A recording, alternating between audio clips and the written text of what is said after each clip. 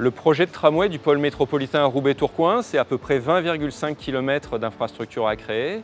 À travers 38 stations, on va desservir à peu près 110 000 habitants sur le territoire. Ici, place de la Fosse aux Chênes, je vais vous en dire un peu plus sur ce projet.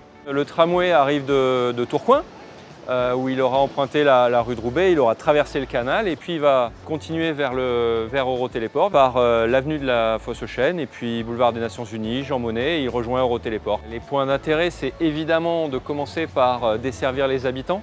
On est au cœur de pas mal de quartiers, on a juste un peu plus haut l'Alma, on a Cul-de-Four et puis évidemment tout le quartier de la Fosse aux Chênes, des commerces, de l'activité économique, puis évidemment les services publics. Alors depuis la place de la Fosse aux Chênes, on peut facilement se rendre vers le nord, par exemple en direction de la gare de Tourcoing. On y est en à peu près 8 minutes seulement et puis évidemment on peut rejoindre le métro à Eurotéléport et ça c'est à peu près 6 minutes. Mais on peut aussi vouloir poursuivre plus loin sur Roubaix, par exemple, pour rejoindre le secteur du Vélodrome ou encore le centre commercial de l'usine. Et là, ça prendra à peu près 12-13 minutes. L'idée avec l'arrivée du tramway, c'est de changer un peu l'organisation des choses, d'avoir une efficacité du transport, de la place dédiée aux piétons, aux modes actifs et puis de repenser vraiment cet espace-là.